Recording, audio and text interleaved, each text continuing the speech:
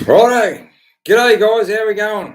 Here we are back again with episode 2 or part 2 of this Victorian four-wheel drive trip of a lifetime. Absolute cracking trip if you're going to do it all the way through. So we're going to get into the second part of this, and this one tonight's going to take us from Dargo, where we finished up last week, right through to the Murray River in New South Wales at Groggen. So we'll get in this as we go forward, but good to see there's a few of you on already. Chuck, thanks very much. And Leanne's on already. Anthony, better be early than late. No worries, thanks much. And I'm assuming Ross has already let me know, loud and clear. Like to hear that. Righto, so we'll get into this now. Just before we get going again, just a couple of things got here, a bit similar to what I said last week about what's not suitable for this trip. Now, it's sort of a bit similar now.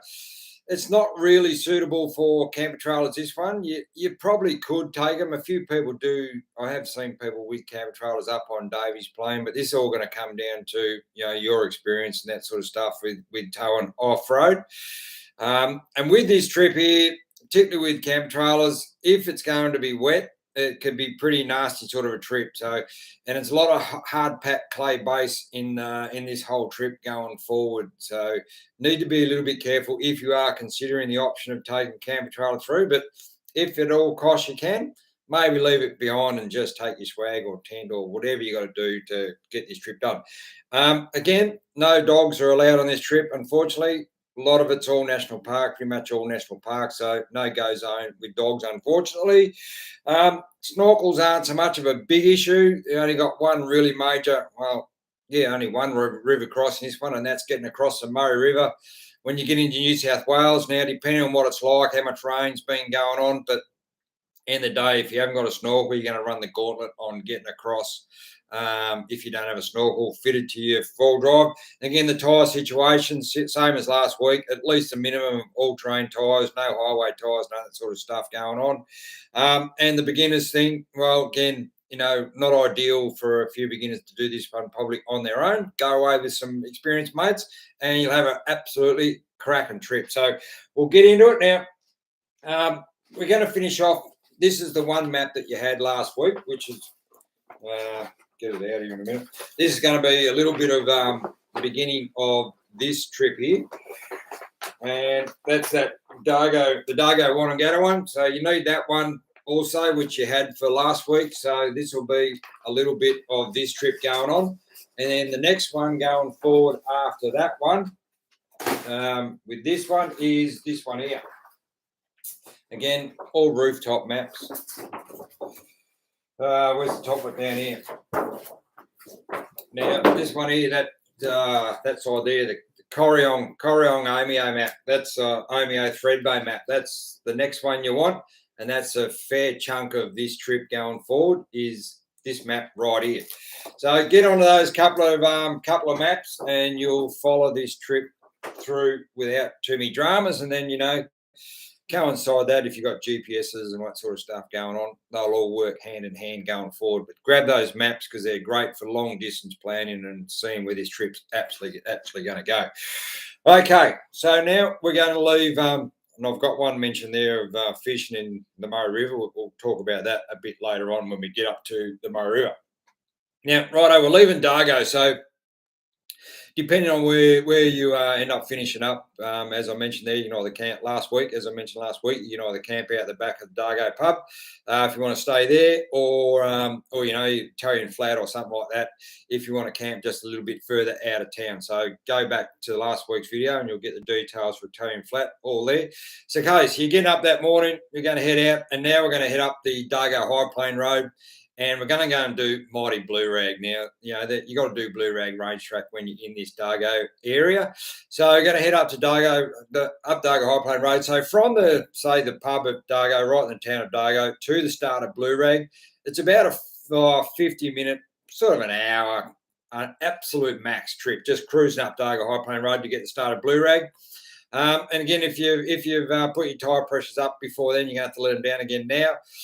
Go and do Blue Rag now. To do Blue Rag out to the summit from the start, it's only about 7 k's going out there, but it'll take you probably 45 minutes, 50 minutes to drive out there, a bit under the hour to get out to the summit. But going out there and back, you want to allow at least a good couple of hours. Go out there, thoroughly enjoy this track. Take your time feeding them. Enjoy this track for what it is. If you've got a magnificent, really nice, clear day, the views are absolutely stunning. So allow a good couple of hours minimum to do this track. So drive out there, get to the summit, have a look at the amazing views there at about 1,700 odd. You'll see from right round to Hotham and right round to you'll see Billygoat on the other side over there, all the way back to Mount Buffalo, all that sort of stuff. Stunning views from the top of Mount Blue Rag there. So get out there and then come back exactly the same way that you went out. Get back to Dargo High Plains Road and then hang a lefty and then continue on down the dirt road. Now, when you get to the bitumen before you get to before Dargo High Plains Road actually meets the Alpine Road, there's probably a couple of k's of bitumen before you get to the Alpine Road.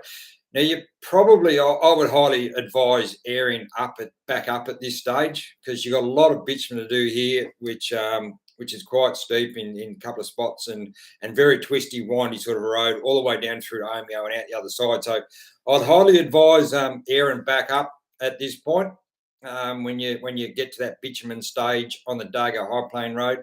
So get to the end of Dargo High Plains Road, and now you're going to turn right here, and this is going to take you up and over the top of Mount Hotham. Now, again, amazing. There's lots of viewpoints here where you can stop at this time of the year. When the ski season's on, it's a totally different ball game. You can't stop, but we'll talk about that some other time. But when it's all on, the tracks will open. You can stop along Mount Hotham, have a look at the amazing viewpoints from there. Beautiful views you're going to see all the way along there. Go up over the top of Mount Hotham and right down in Omeo. Now, from the time you turn right at the start of Dargo High Plains Road, it's going to take you, depending on how many times you stop up on Mount Hotham, but allow probably a good hour and a bit to go up and over the top and down the other side and into Omeo. Now, this is where I'm going to give you sort of a bit of an option here. If particularly if you're doing this trip all the way through from Mansfield all the way through, you want to be pretty cruisy. So I'd be going from Dargo, and if you wanted to, you could stop in at Omeo. Now, there's a number of different accommodation options there, from B&Bs and the caravan parks there, well worth going down to the Omeo Caravan Park. The pubs there right in the middle of town there. Great food in town, a great bakery, so you can get some supplies and restock your fuel and this sort of thing. Now, this section here is where you're really going to have to think about fuel. And as to how much you actually take through, because once this all the way through here, it's there's no fuel options once you leave Omeo until you come out the other side. So depending which way you're going, which we'll talk about this when we get to the Murray River, and if I don't, please someone remind me about fuel and that sort of stuff when we get to Murray River. So yeah, so you can either stay the night there in Omeo. It's only going to be a very short day, but my tip is keep going if you don't want to stop in there at the caravan parks, whatever else you want to keep going. Refuel, get all your supplies, keep going out of Omeo and head towards Benambra. Now, Benambra is just a tiny little town, not a great deal there. A few little shops and things there, but not a lot there. When you're driving up towards Benambra and sort of the main drag there, you're going to hang a righty onto the Limestone Benambra Road. Now, very clearly signposted. You'll see the sign there, Limestone Road. You're going to turn right when you get into Benambra, and you're going to follow this all the way out to Native Dog Flat. Now, some of you may have seen the video, the solo video I did a little while ago, where I camped at Native Dog. It's a fitting and cracking spot, and I highly recommend going to that spot. So get out there from Omeo to Native Dog. It's an hour and a bit, absolute max. Good. Once you get off the bitumen, it's a really good dirt road all the way out to Native Dog. Now, again, you have to be a little bit careful if the road is wet. It's one of these hard packed clay base sort of a road, so be a little bit careful there. If the road's wet, could be some pretty slippery stuff going in corners. So maybe engage that high range full drive and see what's going on to make sure you get through there. No worries. So get all the way through to Native Dog Flat and set yourself up there for the camp. Now, get firewood before you get to camp, because there's going to be bugger all pretty much at Native Dog. And you got drop toilets, all that sort of thing going on there. Nice little stream going around. The Buchan River goes around the outside of Native Dog Flat. Beautiful, beautiful camp spot. And this is one of the places, this whole area actually, this whole trip through is Good spot where you're potentially going to see some brumbies and that sort of thing flowing through as well. So if you're going to be lucky enough, you might see some brumbies, which would be great. So, okay, so you get in a native dog, spend the night in there, get up that next morning. And from here, we're going to go from native dog up to Davies Plain Hut for the night. Now, so you're going to backtrack just a little bit, back up the dirt road the way you came in until you get to Limestone Creek track that heads off on the right. Now, this track here, there's some good sections in this, quite a couple of quite steep sections in this, and a couple of really tight sort of switchbacks, especially one that comes to mind, really tight going this direction, going a really tight right-hander. So need to be really careful on this, but again, weather's absolutely key with this whole trip all the way through that we've spoken about with part 1 and part 2, but it's also with this one too. So be very cautious if it's going to be wet, and see you go on Limestone Creek track. Really good drive. And anyway, go all the way through Limestone Creek, find your way all the way through there until you come to the very end. And when you get to the end of Limestone, you're going to turn right at this point, and you're going to drive down there for a few Ks until this is going to take you to a spot called the Poplars. Now, the Poplars is the highest access, full drive access track to the Murray River that you can get. So this is a spot where I generally like to maybe stop, depending on what time you get there. We'll stop for morning cuppa or something like that, or morning tea, or even lunch. Lunch is a nice spot there. Pull up there, no drop tours or anything, that sort of stuff. Just a really nice area to drive in, park up, and have a bite and that sort of stuff going on there, right on the very upper reaches of the Murray River. And as I say, it's the highest accessible point to the Murray River by full drive. So get in there and do what you're going to do, where you're going to stop over and then come back out exactly the same way. So you'll go past the Limestone Creek, which will now be on your left as you go through there. Wind your way all the way up through to there till you get to the junction there at Davies Plain track. Now, when you get on Davies Plain, you're going to hang righty onto Davies Plain and then follow you all the way through to the hut. Now, this is Fenningham, God's country. It's so different to any part of the Victorian High Country. It's absolutely beautiful, this Davies Plain area. Again, you're fair chance you're going to see brumbies going up through here. Some absolutely stunning camping areas as you go through to Davies Plain Hut. So take your time going through there, and you'll do this easy as a day trip from Native Dog. If you're going to camp there, from Native Dog all the way through to Davies Plain is a really easy, really nice day drive out, with stopping at the Poplars and doing all that sort of stuff there. So wind your way through there, a couple little tiny creek crossings, depending on what time of year you go as to how much water is going to be in them, but there's generally pretty much bugger all in them. So wind your way through and then get to Davies Plain Hut and stay the night around the hut there. Big open grass area around the snow gums and that sort of stuff going on there. One of the old cattleman huts that was built many, many years ago.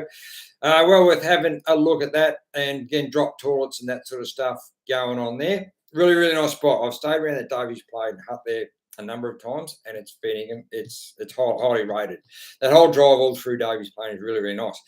So you're going to get there. So that's that night done and dusted, and then the next day you're just going to get up and continue on that Davies Plain track.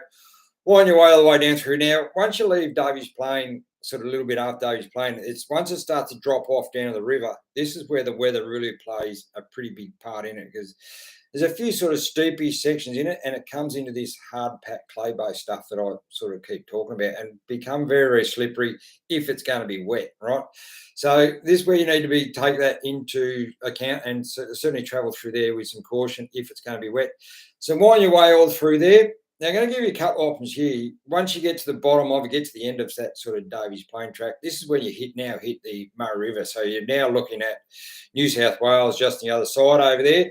So a couple of options for camping here. If you want to stay on the let's do Tom Groggen first. So if you want to go to Tom Groggen, which is in New South Wales, you're going to go across the Murray River. Again, check the water depth. It depends how much rain's been going on when you go across the Murray River. It's about 20, maybe 30 metres across to get to the other side. Now, if you're going to stay at Tom Groggen, there are camping fees apply here. So you're going to have to get online and go through the New South Wales government site there and book your sites, pay your fees, all that sort of stuff to stay at Tom Groggen. Again, beautiful site. It's massive. If you haven't been to Tom Groggen before, it's a massive site. Big open grassy area right on the Murray River, goes sort of around the outside of it. A lot of treed areas. Absolutely beautiful place. Heaps of kangaroos. You probably have kangaroos coming in around your camp while you camped up there. But yeah, do check out the fees and stuff, and particularly with everything that's going on at the moment, there could be some changes, and with all that going forward, as to extra information that you may have to provide with booking camping for Tom Groggen. So book all that in there before you go.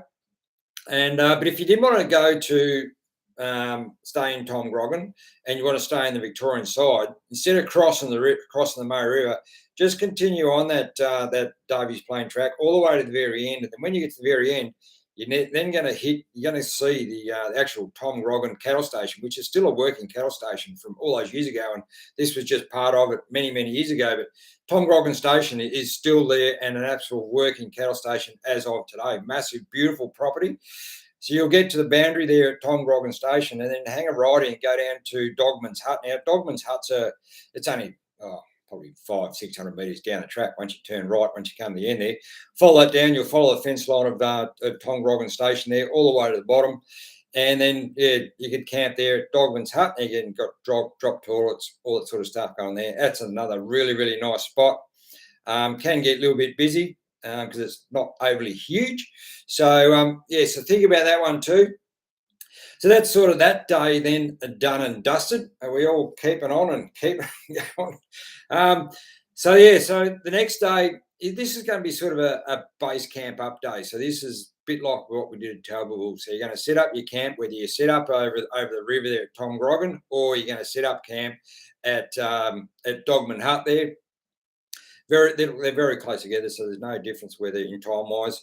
So now we're going to go and do. We're going to go up to do the Mount Pinnibar drive up to that Mount Pinnibar track. Now, Mount Pinnibar is the highest four-wheel drive access track in Victoria, and possibly the highest four-wheel drive track in Australia. Now, we're talking about four-wheel drive tracks here, not talking about, driving up to over Mount Hotham or up to, up on Dargo High Plains and that sort of stuff. Yeah, a lot higher. We're talking four-wheel drive tracks here. Now, this Mount Pinnibar, I've actually camped at the top too. So there's another option too if you're up for it and you get a really nice night. Excuse me. Need another drink. Can't stop talking.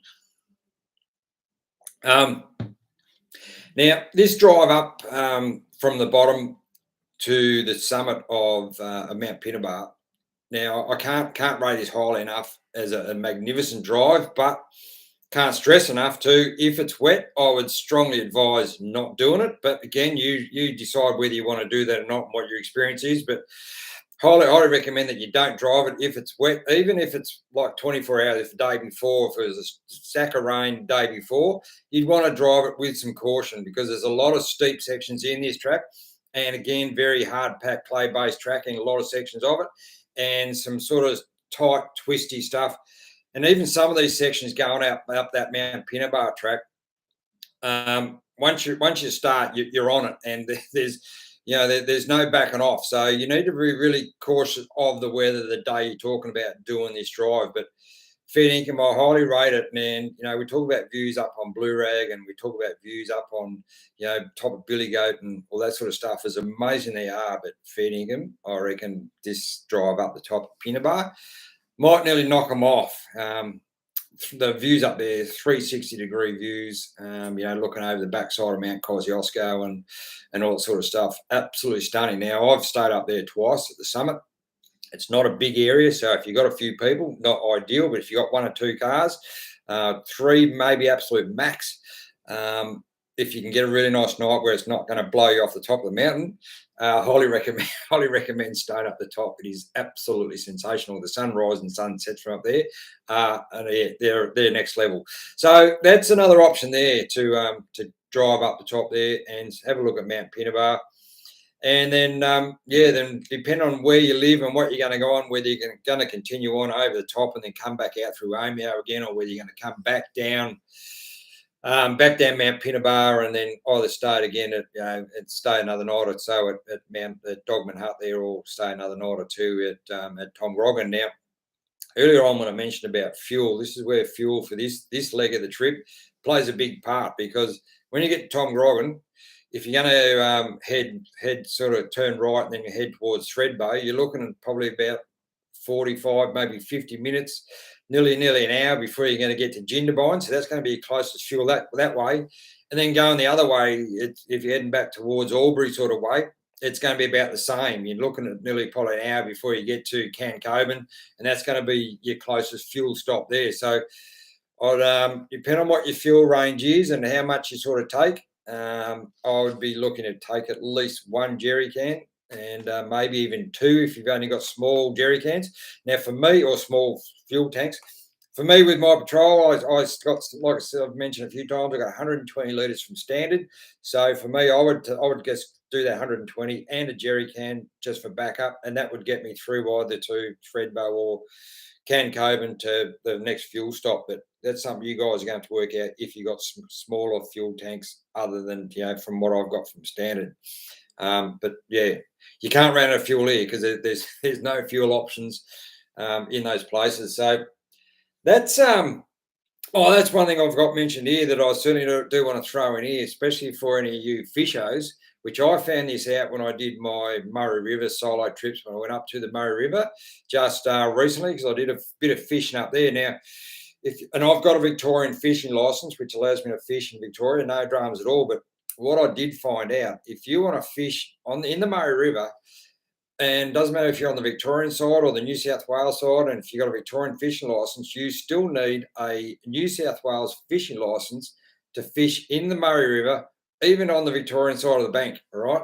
Because apparently, that's what I found out with my research, that New South Wales own the Murray River, so right to the bank of the Victorian border. So you need to get a New South Wales fishing licence if you're going to fish in the Murray River. So just also take that one into account, because that's what I found out. And I just got online because I was only up there for a few days, so I just bought a 3-day fishing license for that trip I did when I went up to when I did that couple of solo trips up there on the Murray River a month or so ago. I just got online, and very easy to book, whatever days you want. And so I just got a 3-day one, and then there's other options after that if you want something a bit longer. So make sure you do check that out.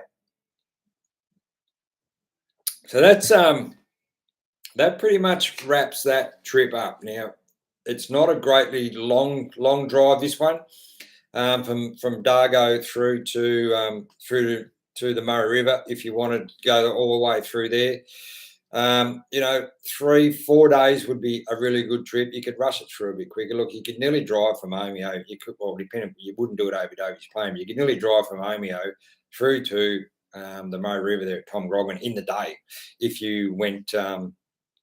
Did that Tom Groggen track, which is a bit of an easier, quicker way through, that you could nearly drive through in a day. But again, if you're going to go through this stunning country, Finningham, you don't want to be rushing it. You want to take your time and really take in this whole trip for what it's worth and what it's got on offer, which is a stack. Now, and that's the beauty with this trip. If you can't do the whole thing right through from Mansfield all the way through to the Murray River, Tom Groggen, we'll break it in half, and then come back and do the next section some other time. Or, your mates need to go home maybe midway through, or they can either go home or meet you even at Dargo and then do this trip we've just spoken about. So there's a stack of options with this track, with this whole trip going forward, whether you do it all in one chunk or break it up, as we've sort of spoken about there. But this is one hell of a Victorian High Country trip. Full drive trip for a lifetime feeding, and these are absolutely amazing trips. So, don't know if any of you guys have ever done any of them, but as I mentioned, too many friends, they are interested in your trips. Although we have dangerous critters here, righto. I'm not sure quite where you are there, but do you have to teach foreigners how to be safe? Well, no, hopefully most people sort of learn some of the safety stuff as they go through. But yeah. Mark, does Tom Groggen Station have cabins for rent? I think the actual working station does, mate. You can get online there. If you look up Tom Groggen Station, there is cabins available on the actual station itself, but not in the camper area that I did speak about. There's absolutely nothing there but what you take in. But yeah, check that out, Mark. There is certainly some options for staying in the station, and I'm pretty sure then you can see the workings of that Tom Groggen cattle station in action. So yeah, really well worth checking out Tom Groggen station if you are looking for that sort of options of accommodation there. Testing, yep, righto. So I think that might sort of cover that up. I've got sense card, so I don't need a fishing license. Well, that's you're laughing there, Biggles. I've got maybe a couple of years to go. I might have one of those myself. So we'll see how we go. But a little bit to go yet. All the way through to the levee bank. That's right, mate. They do with that New South Wales. So that's a big one that I didn't know when it comes to fishing in the Murray River. I mean, when you're talking about the lakes like at around Yarrawonga and that sort of stuff, well, your Victorian fishing licence covers you for those. But fishing in the actual river between what's between the borders of Victoria and New South Wales, you need a New South Wales licence to fish in it. South Australia is different because it's just pretty much all South Australia, I think, both sides of the river there. So, but in New South Wales, do your homework on that one and get yourself a New South Wales fishing licence, even if you've got a Victorian one that I have. Ed's towing a camper. Yeah, look, that's one you're going to have to sort of make a call on. Like I said earlier on the piece, I have certainly seen people towing camper trailers, and I've seen camper trailers set up on Davies Plains. So they're obviously getting them through. But geez, if you got some crook weather, it'd be pretty scary getting out of there with a 1,500 kilo or 600 kilo camper trailer sitting on the back of your full drive. So probably not ideal, but in the date, that's a call you're going to have to sort of make, I think. Travel solo. Tom Groggen is on my bucket list. Can you cross the river all year round, and early on the certain or only on certain months? During the winter time, you would certainly struggle to get across it. It'd be absolutely cranking. But the time of year now, when the tracks are all going to open back up now, the Murray River again. I'm only just speculating. It would all be weather dependent, But I would say you get across it, generally no worries. The number of times I've been across that Murray River, it's sort of been hub depth, a little bit deeper other than that. But it's no worries getting across. Good solid base, stony base in the bottom, and generally getting across there, no dramas at all. But it does get up with big rain, so just have to monitor that weather there. Travel solo if you're going to head across and try and get across at other times of the year. Ever camped up on Davies Plain up near the little creek? No, I haven't, mate. I know the little creek you're talking about just a bit further down. No, I've not camped there. I've always just stayed around that Davies Plain hut. Absolutely beautiful spot. So, yeah, highly rated if you're going to get up there. Mate rolled his Hilux a few weeks ago near Mount Nat, disappointed. That's no good. Hopefully that all turned out all right and he got through there pretty all right. Len, next month you'll be one step closer to the seniors card. Yeah, I will be next month when another year rolls on. What a year that's been. Glenn, love your work. Thanks, mate. Appreciate that. Campfire Woodder stock 2018 Triton with no lift kit making up Billy Goat's Bluff. Well, again, it's not. Again, I've talked about these sort of things, this sort of topic too. It's not all about the full drive, and it's about what your experience is like and how you go with that stock Triton with no lift. Some of the rocky sections you might be belting and clanging things underneath and that sort of stuff, but it depends on what your experience is like too, mate, and how well you can handle that stock Triton in steep country. So, yeah, that's sort of a call you have to make, but probably not highly ideal, especially once you get past the helipad, getting to the top, up near the bluff. There's a lot of fairly rocky, loose rocky sections in there. You might be banging and clanging a few bits and pieces. So there you go with that one, mate. Aussie, many good spots to visit around Lake Dartmouth area. I've not actually been to Lake Dartmouth, so I can't mention too much about that one over there. No worries there, Daniel. If you're a bit late, mate, that's all good. Back into that's all good. Hoping to do this trip in January. Yeah, look, mate, January I would say you'd have absolutely no dramas getting across the Murray River without no dramas at all at that time of year. But again, just monitor that weather. It could be some late rains and that sort of stuff. But if there's been no rain, mate, you'll get across the Murray River. No dramas at all. Again, providing you've got snorkel, even with a snorkel, without a snorkel, Probably not ideal. You have to be very careful, but see how you go. Is a snorkel needed for this trip, or is it debatable? Well, yeah, it's the only time it's really going to be needed if you're going to go across that Murray River. That's pretty much the only river crossing in this one is crossing that Murray River. Other than that, there's no real river crossings to be done in this whole trip. Couple little creeks on that Limestone Creek track, a couple little crossings there, but during the summer months they could be pretty much dry to next to nothing. So probably not a lot going on there. So the only major crossing you have to do is that Murray River there going across to Groggen. Other than that, you should be pretty good. You really have to change your beer brands, mate. That one looks hot. This one here, yeah, I'll get onto that some stage, but I'm just having a glass of water tonight. But it's going all right. Nicole there, what's the track like to start of the Murray River from Tom Groggen? What's the track like to the start of the Murray River? It's from native dog. There's, as I mentioned, there is a couple of steep, nasty sections in that track going in that direction to Davies Plain. So you're going to be a little bit careful on that Limestone Creek track, especially once you go past that camp area. There is a couple of steep, nasty sections in that track, and if it's dry, generally you get through there without too much drama at all. But if it's been wet, it's going to be a totally different ball game. Other than that, Davies Plain track is a pretty easy cruisy drive right up over the top to all the way to Davies Plain up. Pretty cruisy drive, no dramas getting through there.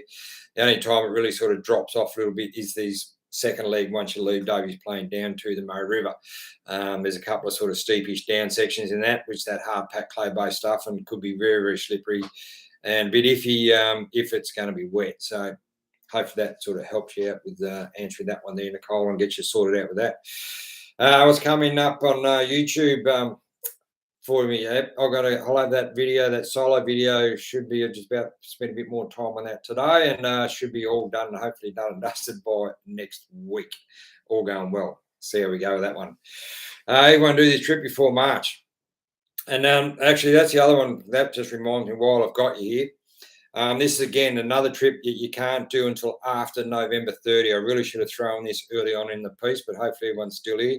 You can't do this trip until after November 30 because Davies Plain track is the only track in this hole that we're mentioning on this list that doesn't open until after November 30, all right? So if you're looking at doing it, Cup weekend or after, you can't do Davies Plain until after November 30. So keep that one in your account when you're doing your trip plans as well. Get it done. And that's the other thing too. Davies Plain, it shuts a month early as well, so it'll shut on the 1st of May. Not like Queen's Birthday weekend for the other tracks. It shuts on the 1st of May, Davies Plain. So yeah, think about that one too if you're looking at doing it a bit later on in the year. It's a 1st of May closure, as is that Clear Hills track, which was in last week's trip. Clear Hills track over the top of Mount Sterling is also a 1st of May closure.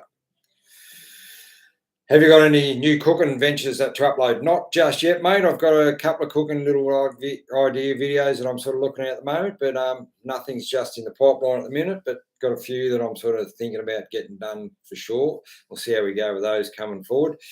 Right, well, I think that wraps up this Vic High Country 4-drive trip of a lifetime. Now, if you can do this trip, if you are looking for that big trip, you're coming down from interstate, whatever, you want this big trip to see where you're going, if you can manage to wangle this whole trip from Mansfield right the way through from Tom Groggen, it'll knock your socks off, it'll absolutely blow you away. Try and set aside at least that 10 to 14 days to do the whole thing all the way through. Nice and cruisy. Take your time. And you are going to see some of the most amazing country that Victorian High Country's got to offer. There's still so much more to see outside that, but this will give you a great introduction to Victorian High Country with high country cattlemen huts, river crossings, tracks, mountains, views, camp spots, the whole shoot match. This is a absolute top-notch trip. So there you go with that one. Try and get it done all the way through. And I'll be pretty keen to hear you go because there's been a stack of people contact me after last week's video, the one I put up from Mansfield to Dargo. So let's see how this one goes. Righto, guys, we might wrap this one up. And if you can get this done I wish you all the very best, and Finningham, it'll absolutely knock your socks off. If you've got some more questions, you want some more information about this league or even the last one, please chuck them in the comments down below, and let's see how you go with it. You won't be disappointed. I'll absolutely guarantee it's a bloody beautiful trip, Finningham. It's absolutely not tops. Righto, guys. Thanks very much. Greatly appreciate it, Steve, Leanne. Thanks, Jamie. Thanks very much for coming in tonight, and we'll catch you on the next one. Thanks very much, guys. See you later on. Have a good one. Hooroo.